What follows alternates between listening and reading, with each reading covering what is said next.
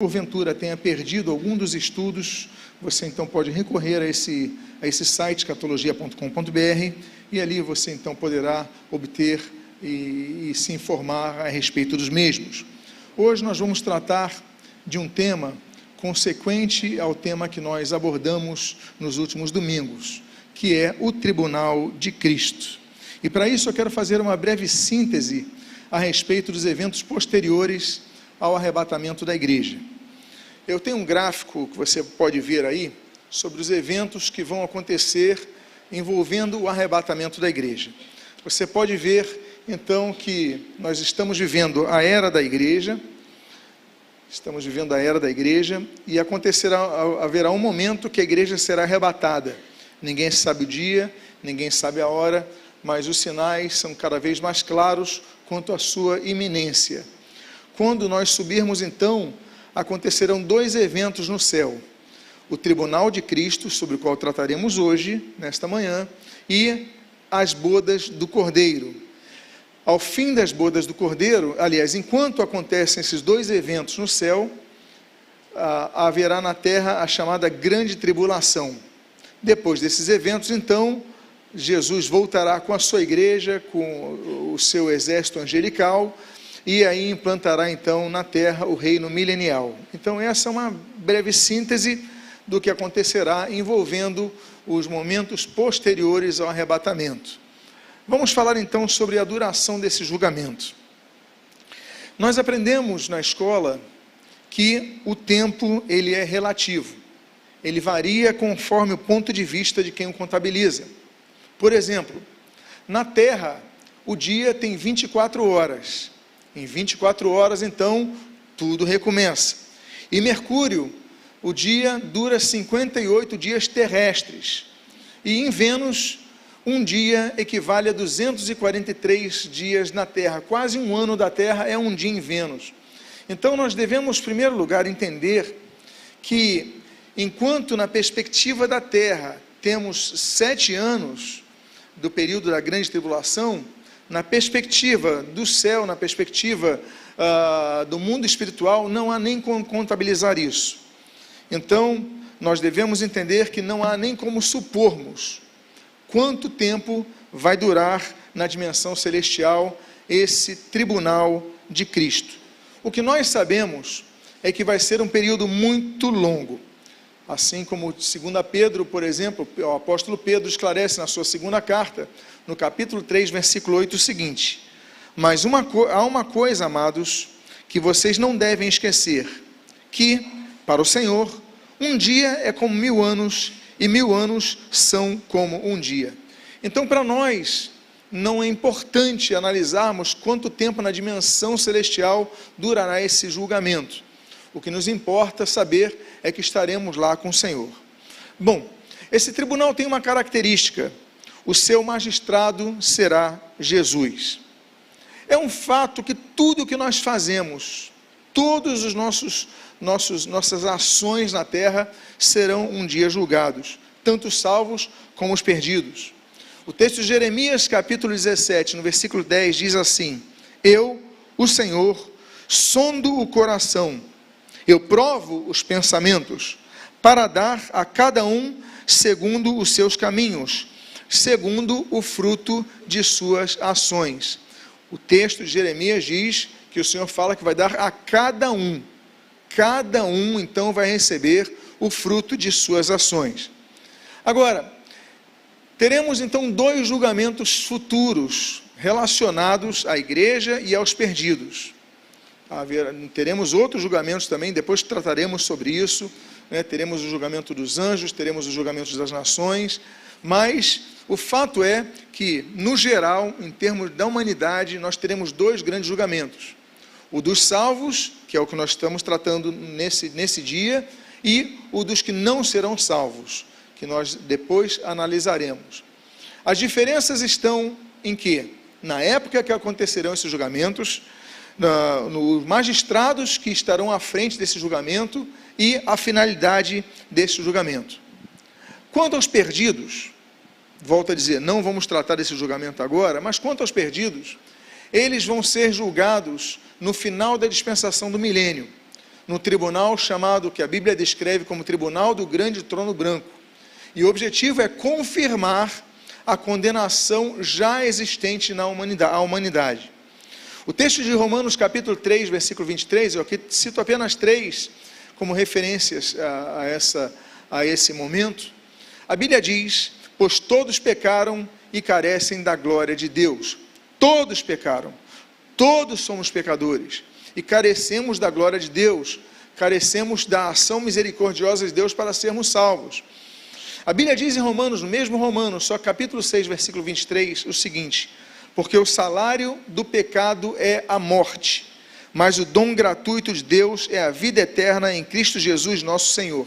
Essa morte, por causa, eu até coloquei em negrito, vida eterna, aponta então para a morte eterna, aponta para a segunda morte, que depois sobre a qual trataremos posteriormente. Então o salário do pecado é a morte eterna, mas o dom gratuito de Deus, o presente gratuito de Deus, a intervencional graça divina nos faz herdarmos a vida eterna. E por fim, o texto de João capítulo 3, versículo 18, diz, e nós sempre nos lembramos do 3,16, mas nem sempre nos lembramos do 3,18. O 3,16 temos de cabeça, mas o 3,18 diz: quem nele crê não é condenado, mas o que não crê já está condenado, porque não crê no nome do unigênito Filho de Deus. Ou seja, a condenação já está estabelecida. O tribunal do Grande Trono Branco será apenas a confirmação de um fato que já existe hoje. Qual é a exceção? A conversão a Cristo, a graça de Deus alcançando as vidas, a transformação dessas vidas. Então isso é a exceção. Qual é o quadro normal? A condenação. Quem nele não crê já está condenado. Agora, eu falei então rapidamente, apenas como introdução, sobre o tribunal que vai julgar os que não serão salvos. Mas a Bíblia fala de um tribunal para os salvos. E sobre esse tribunal, ele é denominado Tribunal de Cristo, face ao juiz que o regerá. 2 Coríntios capítulo 5, versículo 10, diz: porque é necessário que todos nós compareçamos diante do tribunal de Cristo, para que cada um receba, segundo o bem ou mal que tiver feito por meio do corpo. Volto a dizer que é necessário que todos nós, e aí Paulo está escrevendo à igreja, se incluindo nesse texto, todos nós compareçamos diante do tribunal de quem? De Cristo. Então será um tribunal onde o juiz desse tribunal, ele já foi julgado pelos nossos pecados em nosso lugar na cruz. A cruz foi um local de juízo, a cruz foi um local de maldição, a cruz foi um local de redenção, ou seja, houve um redentor, ele redimiu o pecado de outros em si, ele carregou os nossos pecados em si. Então ali foi um local de juízo, e ali na cruz então, porque ele já foi julgado ali, e ele venceu na cruz, então todos nós podemos ter certeza que o nosso juiz, que morreu em nosso lugar, ele tem toda a autoridade para nos julgar, com plenitude de autoridade, com plenitude de retidão.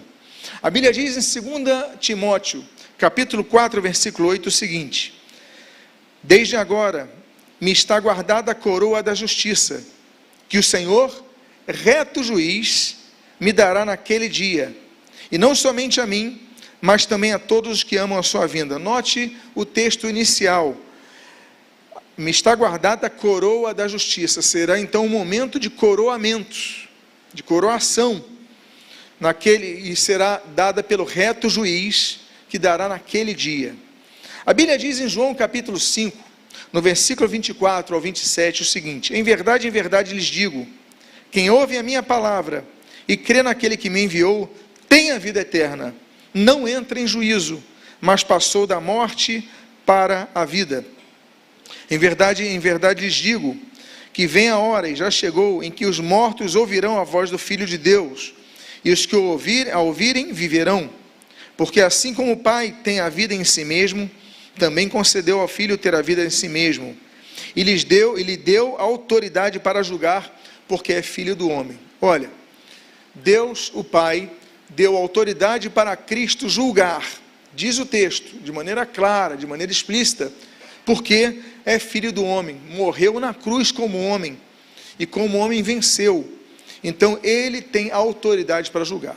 Então nós estaremos diante de um tribunal, onde Cristo será o magistrado, onde Cristo será o juiz. Agora, esse tribunal, onde todos nós, a igreja de Cristo, de todas as épocas, comparecerá, não será um tribunal de condenação. Primeiro lugar, por quê? Porque os salvos estão isentos desse juízo. Voltando a João 3, mas agora relendo o texto do versículo 16 até o 18, nós lemos o seguinte: porque Deus amou o mundo de tal maneira, que deu o seu Filho unigênito, para que todo aquele que nele crê, não pereça, mas tenha o quê? A vida eterna. Porque Deus enviou o seu Filho ao mundo, não para que o condenasse o mundo, mas para que o mundo fosse salvo por ele. Então Jesus não veio para condenar, ele veio para salvar. Quem nele crê não é condenado, mas o que não crê já está condenado, porque não crê no nome do unigênito Filho de Deus. Então, Jesus, ele não vem para condenar. O tribunal de Cristo não é condenatório. Já vamos falar então o objetivo do tribunal de Cristo. O texto de Romanos 8:1 é outro texto que declara de maneira enfática que nós, a igreja, não entrará num tribunal para condenação. A Bíblia diz em Romanos 8:1: agora, pois, não existe nenhuma condenação para os que estão em Cristo Jesus. Quem está em Cristo Jesus não tem 5 condenações, não tem 3 condenações, não tem uma condenação. O texto diz, não tem quantas? Nenhuma condenação. Então, se você está em Cristo, você não tem condenação nenhuma. Diga à pessoa que está do seu lado: você não tem condenação nenhuma. Então, qual é o propósito desse tribunal de Cristo? Trata-se de um tribunal de premiação, semelhante ao existente nos jogos ístmicos. Os jogos ístmicos, eles eram conhecidos dos coríntios, eram parecidos aos jogos olímpicos, só que eles aconteciam de 7 em 7 anos naquela região, ali em Delfe, em Corinto, em outras cidades ali, em 3 cidades daquela região, e os vencedores, eles recebiam uma coroa.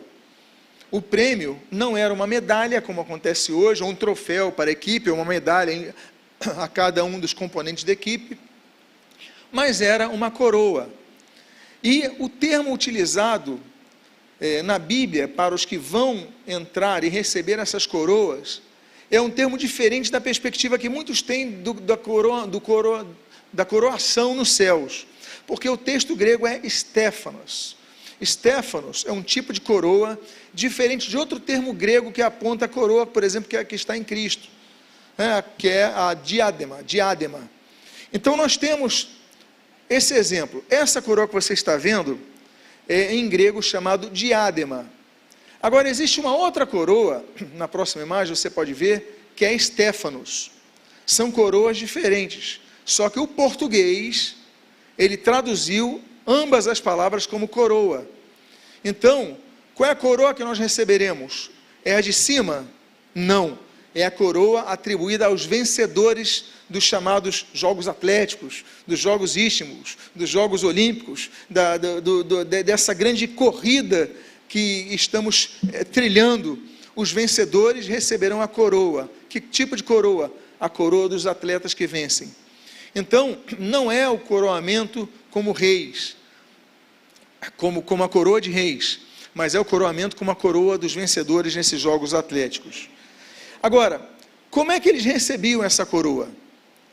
Eles recebiam nesses Jogos Ístmicos, então, tinha um local de julgamento chamado Bema, e esse local, estivemos lá com um grupo em Corinto, e você pode ver na imagem de trás, que é um local mais alto, e ali ficava um assento chamado assento Bema, até tirei a foto mais próxima ali, que era onde então o juiz, ele colocava a coroa na cabeça dos vencedores dos jogos. Então, esse é o tipo de coroamento, de coroação, que o apóstolo Paulo está se referindo ao Estéfanos, que os vencedores dos jogos, que conhecido por todos ali na região de Corinto, entendiam que aconteceria no tribunal Bema, que todos conheciam, que você pode ver, era bem vistoso, um local elevado das ruínas ali que nós temos de Corinto. Nesse tribunal também, nós teremos, por causa desse coroamento, dessa coroação, nós teremos uma conscientização da imensurável graça divina em Cristo para a nossa salvação. Eu volto a dizer aqui e citar o texto de 2 Coríntios capítulo 5, versículo 10, quando nós lemos: porque é necessário que todos nós compareçamos diante do tribunal de Cristo, para que cada um receba o bem ou o mal que tiver feito por meio do corpo. Opa! Aqui nós vemos então, para que cada um receba o bem ou o quê? O mal, mas não receberemos julgamento, não receberemos condenação nesse julgamento, mas receberemos o bem e o mal. Que mal é esse? Depois vamos trabalhar a palavrinha grega nesse sentido. Mas o fato é que 1 Coríntios capítulo 3, versículo 13, ele diz que a obra de cada um se tornará manifesta, pois o dia a demonstrará.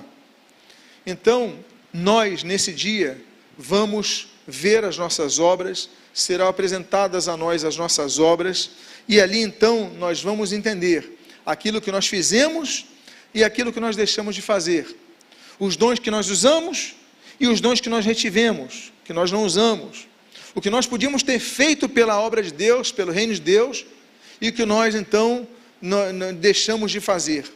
Então, nós vamos ter consciência, tantas coisas que nós deixamos de fazer, e vamos ter a consciência que merecíamos ser de fato condenados. Mais do que nunca, a gente às vezes nem percebe o tamanho da graça de Deus, que é incomparável, insondável, infinita, abundante, enfim, podia maximizar com outros termos aqui, mas o fato é que lá nós vamos ver que podíamos ter feito tantas coisas, ao vermos esse livro de nossa vida sendo aberto, que nós vamos falar assim: meu Deus, nós merecíamos de fato ser condenados. Por isso que pela salvação que nós temos que ver a graça é muito grande. E aí então, nós veremos que será a maior comprovação da graça da história. Se a graça, no seu máximo elemento da história, aconteceu na cruz do Calvário, essa comprovação posterior será nesse tribunal, quando nós vemos como nós não merecemos ser salvos, mas Deus foi gracioso para conosco. Então, se não fosse a graça do juiz desse tribunal, o Senhor Jesus Cristo, nós estaríamos muito distantes. E se Ele não pagasse um preço tão alto, que foi o seu próprio sangue em nosso lugar, então nós não conseguiríamos de fato jamais pagar por isso. É por isso que a Bíblia diz em Romanos, no capítulo 5, versículo 20, mas onde aumentou o pecado, aumentou muito mais ainda a graça, a fim de que, como o pecado reinou pela morte, assim também a graça reinasse pela justiça que conduz à vida eterna, por meio de Jesus Cristo, nosso Senhor. Ele é a nossa justiça, Ele nos conduz à vida eterna, é pelo mérito dEle que nós somos salvos, não somos salvos pelos nossos méritos, não somos salvos pelo nosso conhecimento, não somos salvos pelas nossas obras, somos salvos por aquilo que Jesus fez por nós. Então, por isso que nós falamos assim, e nós vemos a aplicação desse versículo tão claramente no tribunal de Cristo, onde aumentou o pecado, aumentou muito mais ainda, ou em outras versões, superabundou a graça, ou seja, a graça foi outorgada de maneira muito maior do que o tamanho de nossos pecados. Agora, eu citei para vocês então, e aqui eu volto a citar, que se trata de um tribunal de prestação de contas, para entendermos o tamanho da dívida que foi paga. Eu quero lembrar a vocês o seguinte: quando nós declaramos que Jesus é o Senhor, Senhor significa dono, proprietário, isso é Senhor. Por exemplo, o Senhor de escravos, Brasil Colônia, era o dono dos escravos. Então, eles chamavam os seus donos de Senhor, ou senhora, enfim, porque eles tinham posse. Nós chamamos Jesus Cristo de nosso Senhor. O termo grego é Kyrios, é um termo aplicado a isso, ao senhorio, à posse. Então, nós temos que prestar contas ao nosso Senhor. Assim como nós prestamos contas aos nossos chefes do trabalho, aos nossos professores na faculdade, nós temos que prestar contas do que Ele nos ensinou, do que Ele nos responsabilizou a fazer. Então, nós vamos apresentar contas a Cristo por causa disso. Prestaremos contas a quem nos resgatou, a quem nos perdoou. Agora, isso não significa que os nossos pecados serão lançados contra nós para condenação.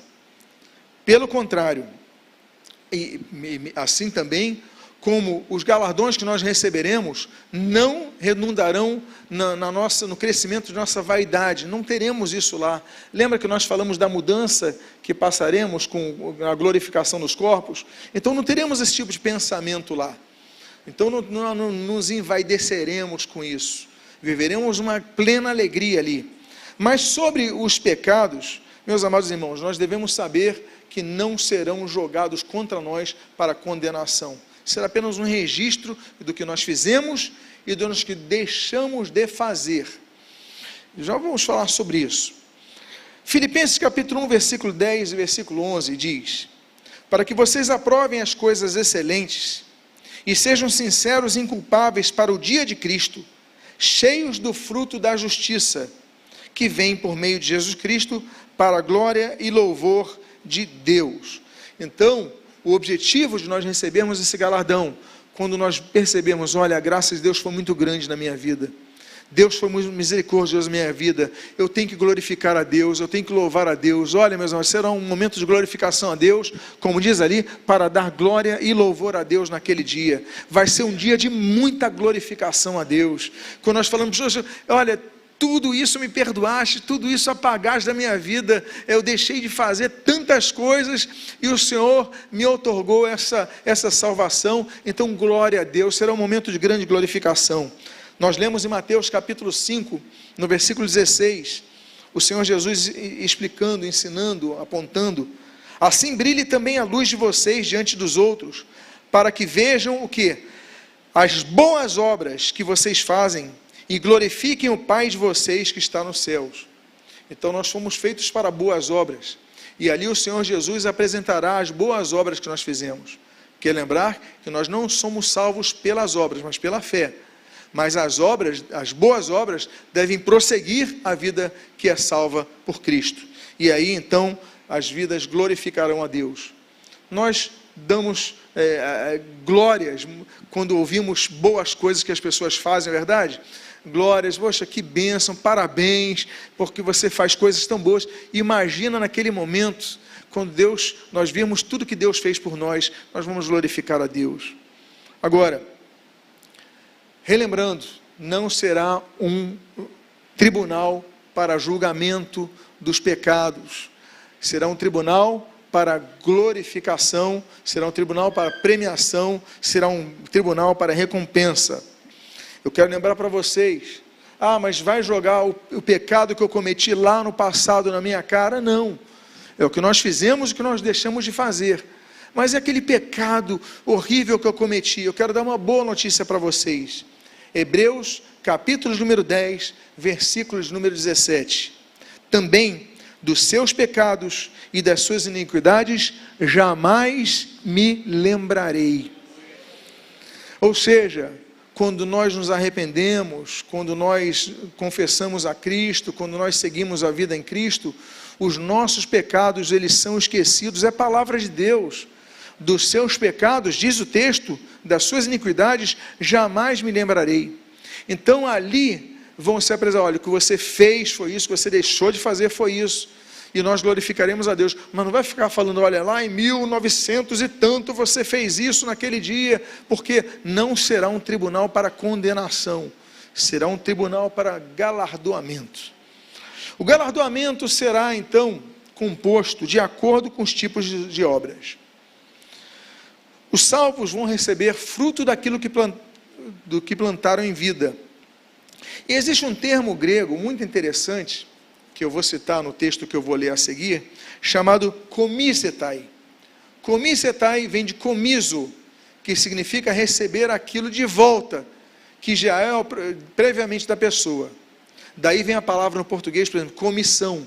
Você recebe de volta algo, né? Comiso, você recebe de volta algo. Então, algo que te pertence, algo que é seu.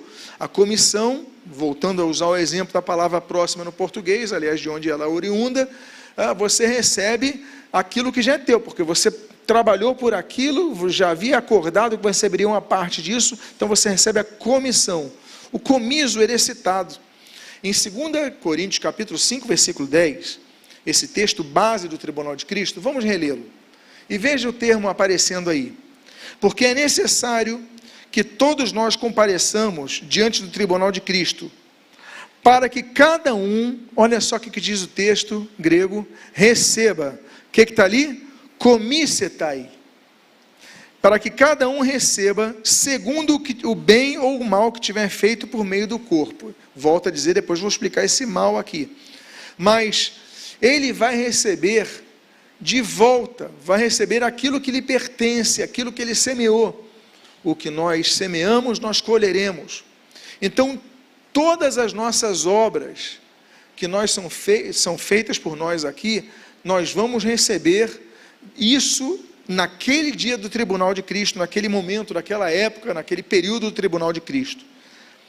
Como eu citei uma palavrinha grega, para você entender o que nós receberemos, ou seja, será daquilo que nós semeamos, nós receberemos lá no céu, eu quero dizer uma outra palavrinha grega que é mistos, que dá uma ideia melhor do que é galardão, porque a gente não usa a palavra galardão no dia a dia, não é verdade? A gente não usa. A gente usa presente, olha, ele ganhou um presente, ele ganhou uma recompensa, não é verdade? Então, nós geralmente comparamos a palavra galardão com premiação, galardão com recompensa. Mas existe um texto na Bíblia que usa a palavra mistos, e mistos no grego significa salário.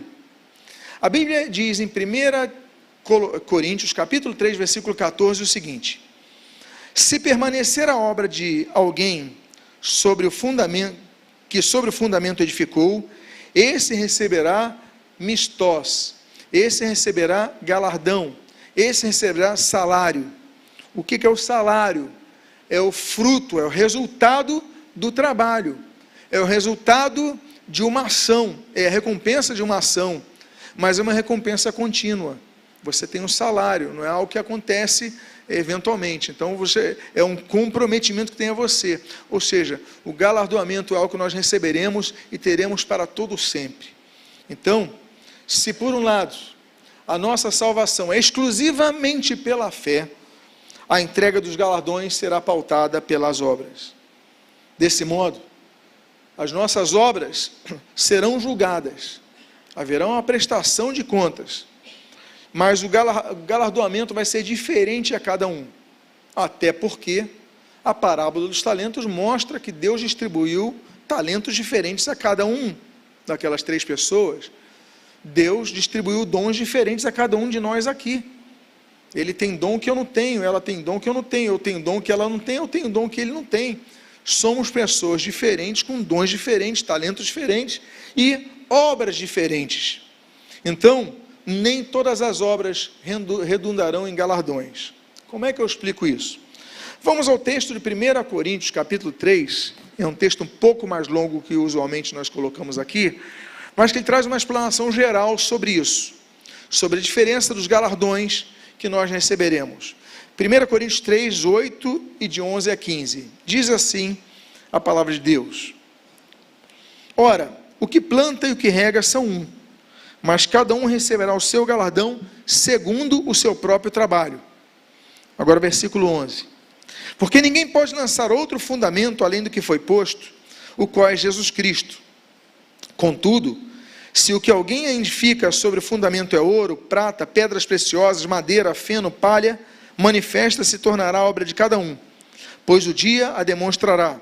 Eu vou repetir essa parte. Se o que alguém edifica sobre o fundamento é ouro, prata, pedras preciosas, madeira, feno, palha. 6 exemplos. Ouro, prata, pedras preciosas, madeira, feno, palha, manifesta se tornará a obra de cada um, pois o dia a demonstrará, porque está sendo revelada pelo fogo. E qual será a obra de cada um? O próprio fogo a provará. Se permanecer a obra de alguém sobre o fundamento, que sobre o fundamento edificou, esse receberá galardão. Se a obra de alguém se queimar, sofrerá ele dano. Mas, vamos explicar sobre essa palavrinha que está aqui. Mas esse mesmo será salvo, todavia, como que através do fogo. Dentre os galardões, então, nós lemos aqui no texto de 1 Coríntios capítulo 3, existem 3 obras que são apresentadas. 2 tipos de obras são apresentadas, e em cada um desses tipos de obras, 3 exemplos, 3 modelos. As obras que são mais, e aqui eu já coloco a dica, inúteis, e as obras que são boas, para as quais nós fomos criados.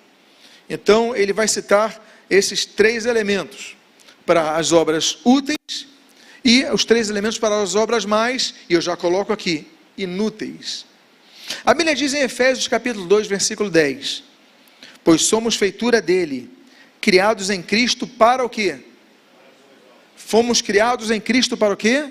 Boas obras, as quais Deus de antemão preparou para que andássemos nelas. Bom, vamos falar então sobre as obras citadas como obras más. É importante nós voltarmos ao texto e analisarmos o grego que está ali no texto bíblico. 2 Coríntios capítulo 5, versículo 10 novamente. Porque é necessário que todos nós compareçamos diante do tribunal de Cristo, para que cada um receba segundo o bem ou o mal que tiver feito por meio do corpo. Qual é a palavrinha que está como mal ali? Faulon. E aí já nos dá uma dica. Porque mal, de maldade, de algo ruim, em grego é kakos, não é faulon. Faulon significa inútil, ausência de produção de coisas boas. Opa! Então o tribunal de Cristo não vai julgar as nossas obras kakos, mas as nossas obras faulos, ou seja, não vai julgar o que nós fizemos de mal, no sentido de ruim, mas vai julgar o que nós fizemos de fútil, de inútil, que não chegou a lugar nenhum. Ou seja, muitas vezes nós fazemos coisas que não chegam a lugar nenhum, por plena vaidade, por muita preguiça, por falta de vontade, por acomodação. E aí então, esse é o significado das obras más, ou seja, as obras inúteis. Então, tais obras são mais, inúteis, vãs, e são demonstradas pelos 3 tipos de material que vão sucumbir diante do fogo, que nós lemos: madeira, feno e palha. Ou seja, essas obras inúteis vão ser mostradas ali como lançadas ao fogo e não vai perdurar nada, não vai sobrar nada. Por quê? Porque essas obras não vão permanecer. E aí então não receberemos galardão por ela. Tem muita gente que faz obras só para aparecer para os outros. Eu fico me perguntando a pessoa que vai fazer um trabalho social só para publicar no Instagram. Então, qual é o objetivo dessa pessoa? Então, nós devemos, e aí é um exemplo de vários outros. Então, as nossas obras, qual é o intuito de nossas obras, qual é a motivação de nossas obras e os frutos de nossas obras. Então, nós devemos entender os 2 propósitos. Primeiro deles, fazer justiça à diminuição do galardoamento que vai acontecer naquele grande dia. Lembra que eu citei o termo sofrerá dano na Bíblia? Pois bem, zemion, que é a palavra grega usada que nós citamos ali, é perda. Vai haver perda, a chance da pessoa ter aquele galardão, ela vai perder se as suas obras forem fúteis, forem inúteis, forem não proveitosas. Agora, o segundo galardoamento vai ser exatamente sobre aquilo que nós temos falado. Ou seja, entendermos que apesar de tudo isso, obras permaneceram. Às vezes uma pessoa chega para a sua vida e fala: obrigado pelas suas orações, obrigado porque você me ajudou naquele momento difícil, agora eu já estou melhor, obrigado por tantas obras boas que permanecem. Então isso já mostra os outros elementos que pelo fogo passarão, mas permanecerão, e vai demonstrar então a grandiosidade da graça de Deus. Então falamos das obras mais, que agora entendemos que são as obras inúteis. Vamos falar agora das obras boas. A Bíblia diz em 1 Coríntios capítulo 15, versículo 58 o seguinte: portanto, meus amados irmãos, sejam firmes, inabaláveis e sempre abundantes na obra do Senhor, sabendo que no Senhor o vosso trabalho não é vão. Ou seja, devemos fazer a obra de Deus de maneira contínua, buscando sempre ser abundantes. O que significa isso? Não se conformando com o que nós já fizemos.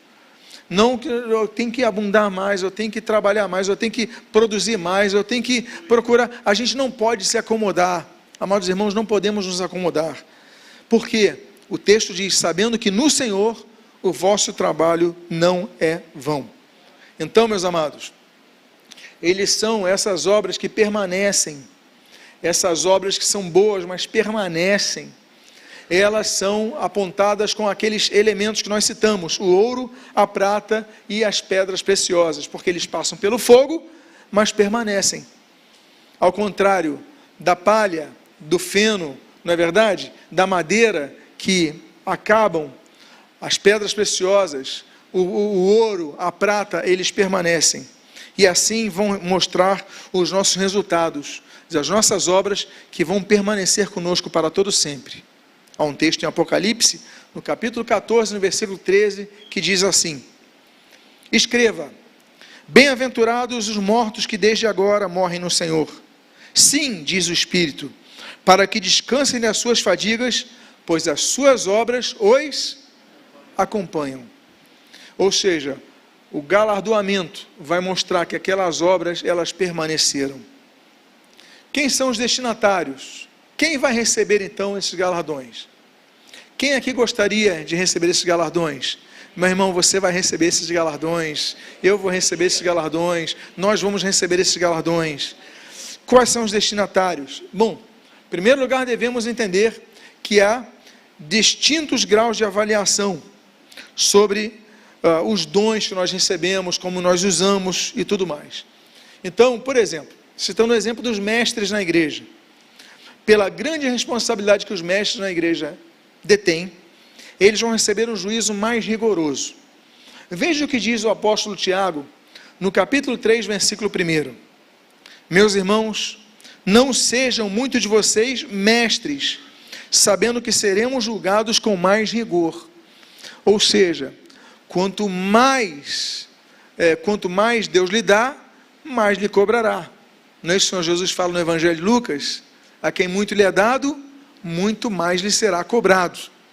Então, trabalhe naquilo que Deus lhe deu. E agora, se Deus lhe deu muito, então procure trabalhar muito, procure produzir muito, porque a cobrança será maior. Agora, existirão outros tipos de galardões. Existirão outros tipos que vão ser dados a tipos distintos de pessoas. Vamos citar alguns exemplos. Primeiro exemplo: aos que têm uma vida de oração, de contribuição liberal aos necessitados e de jejum.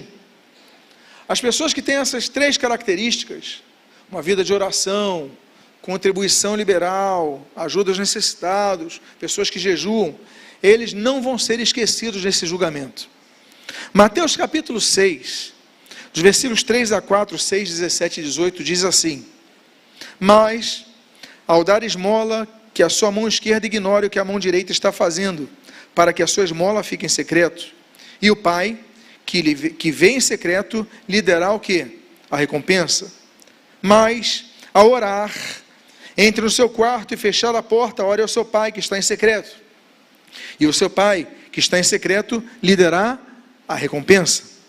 Mas, você, quando jejuar, unja a cabeça e lave o rosto, a fim de não parecer aos outros que você está jejuando, e sim ao seu pai em secreto, e o seu pai, que vem em secreto, lhe dará a recompensa.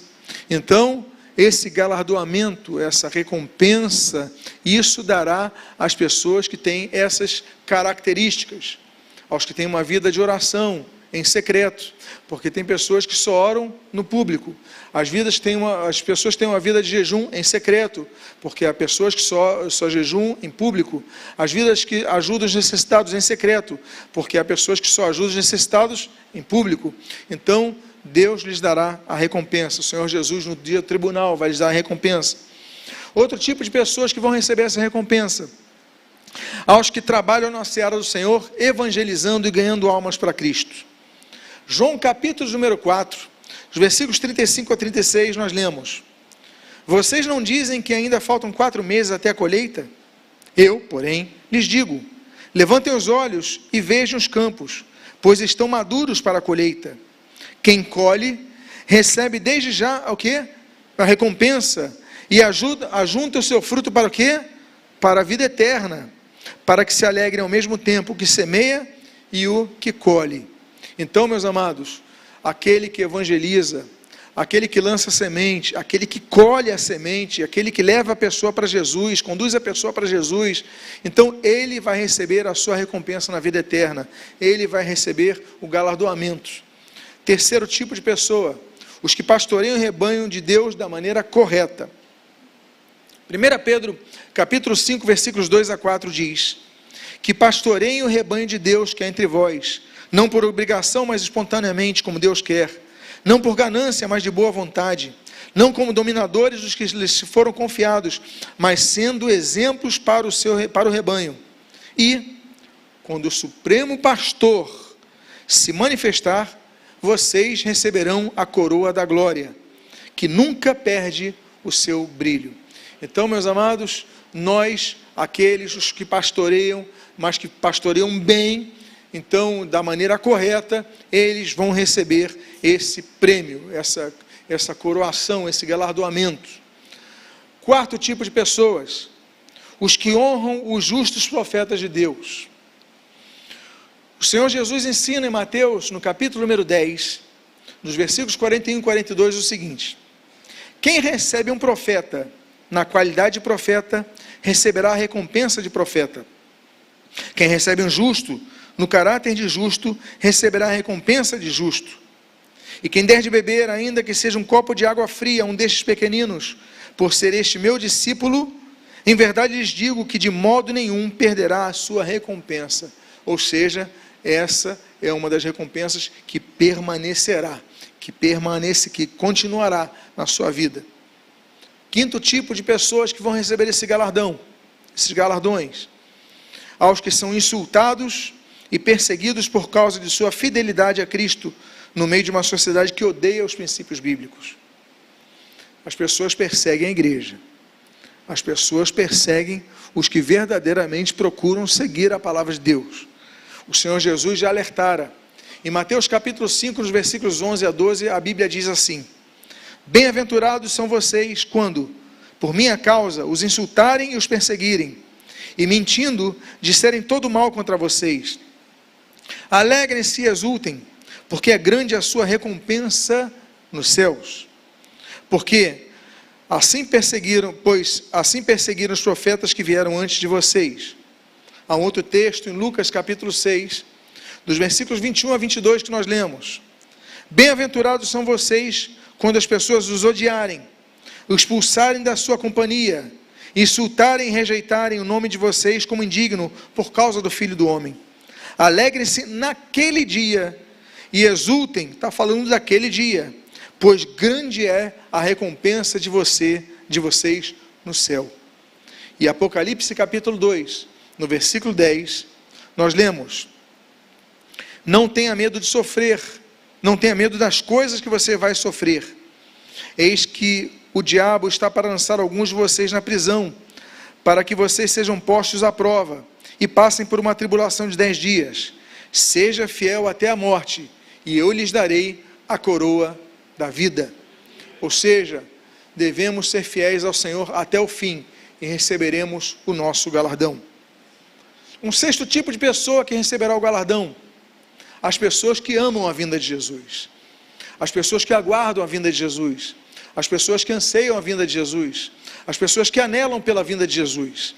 Ou seja, o texto diz em 2 Timóteo capítulo 4, versículo 8: desde agora me está guardada a coroa da justiça, que o Senhor, reto juiz, me dará naquele dia, e não somente a mim, mas a todos os que amam a sua vinda. Ame a vinda de Jesus, anseie pela vinda de Jesus. O próprio Senhor Jesus, meus amados, nesse tribunal, nos coroará. Vocês lembram aquela foto que eu coloquei do assento Bema, lá em Corinto, nas ruínas de Corinto? Um assento onde o juiz pega, e ele não está ali para condenar, ele não está ali para bater o martelo condenatório, mas ele está ali para colocar a coroa em nós. O próprio Senhor Jesus, ele vai colocar essas coroas em cada um de nós. A Bíblia diz em Apocalipse, capítulo 22, já no final do texto bíblico, versículo número 12, o seguinte: eis que venho sem demora, e comigo está a recompensa que tenho para dar a cada um segundo as suas obras. É o Senhor Jesus, mais uma vez o texto bíblico, falando sobre essa coroação. A conclusão: a época e o local desse tribunal, esse julgamento não se dará após a morte de cada salvo, mas somente após o arrebatamento da igreja, quando Jesus se manifestará como coroador de suas ovelhas. A Bíblia diz, voltemos ao texto de 1 Pedro capítulo 5, versículo 4, quando a Bíblia diz: ora, logo que o Supremo Pastor se manifestar, ou seja, quando ele se manifestar, recebereis, ainda não tinha acontecido, recebereis a imarcessível coroa, olha os Stefanos aí, da glória. Por fim, esse coroamento então será no céu, quando a igreja, devidamente salva, então galardoada, estará preparada para entrar nas bodas.